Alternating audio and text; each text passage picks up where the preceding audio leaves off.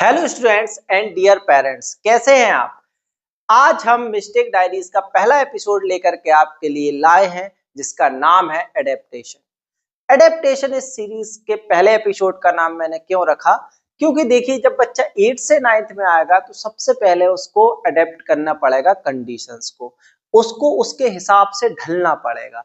क्यों? क्योंकि जब वो 8 तक आता है तो देखिए सबसे बड़ी प्रॉब्लम क्या आती है।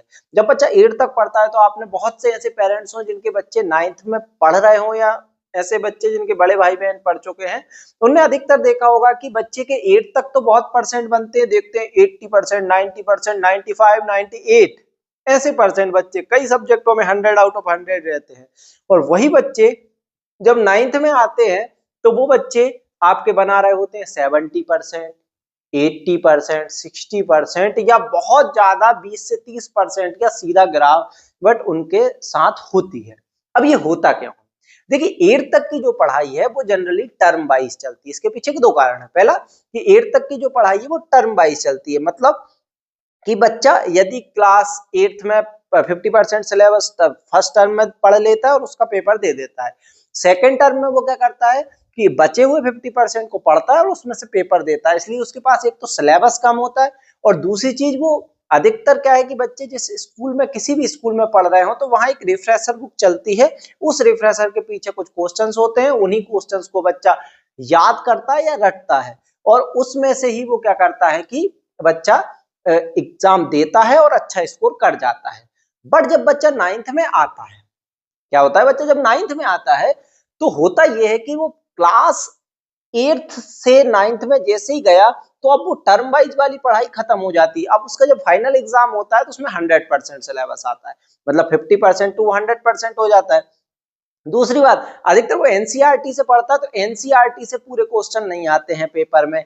पेपर में होता क्या है कि बाहर से कॉन्सेप्चुअल क्वेश्चन पूछे जाते हैं। 9th से जो पढ़ाई शुरू होती है वो कॉन्सेप्चुअल हो जाती है कि बच्चे को सिर्फ कॉन्सेप्ट सीखना है टेक्स्ट बुक से और उसको अप्लाई करके ऐसे क्वेश्चन करना जो उसकी टेक्स्ट बुक में नहीं है। कुछ टेक्स्ट बुक के भी क्वेश्चन होते हैं, कुछ अदर रिफरेंसेस से भी होते हैं, तो उसकी वेराइटी ऑफ क्वेश्चन बढ़ जाते हैं और सारी प्रैक्टिसेस बढ़ जाती हैं, जिस कारण से बच्चे को एकदम से बर्डन लगता है और उसके परसेंट होते हैं डाउन। और जब ये परसेंट डाउन होते हैं पेरेंट्स और बच्चे दोनों का कॉन्फिडेंस जाता है। पेरेंट्स और बच्चे दोनों का कॉन्फिडेंस जाता है, उनको लगता है कि यार अभी तक तो बच्चा अच्छा पढ़ रहा था और अब क्या कर रहा है।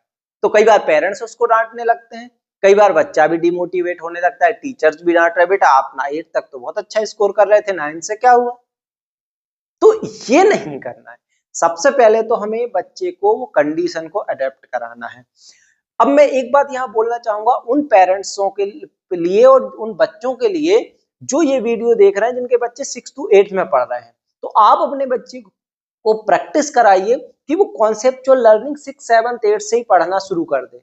और आप स्कूल अपने स्तर पे जो कर रहा है वो ठीक है, लेकिन आप अपने बच्चे को तैयार ऐसा कीजिए कि आप उसको 100% सिलेबस से प्रैक्टिस घर पे कराना शुरू कीजिए। देखिए हमें बच्चे को समय देना पड़ेगा, ठीक है, तो आप अपना प्रैक्टिस कराना शुरू करिए, 100% तैयारी कराइए और उस 100% से आप अपने स्तर पे एक पेपर लीजिए, आपको समझ में आएगा कि बच्चा कितना लर्न करने में कैपेबल है। तो सबसे पहले हमें क्या करना है, बच्चे को कंडीशन अडेप्ट कराना है।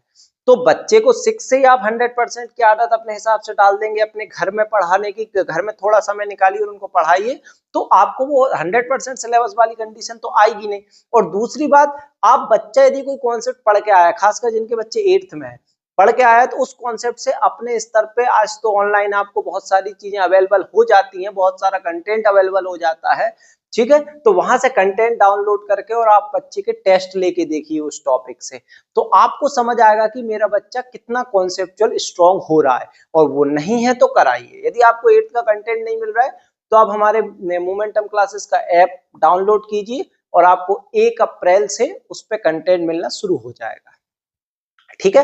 तो आप सबसे पहले क्या कीजिए कि वहां से आप तैयारी की कराइए और प्रैक्टिस जैसे ही बच्चा करेगा तो उसका कॉन्सेप्ट स्ट्रांग होता चला जाएगा। तो ये इसका सबसे बड़ा सॉल्यूशन होगा।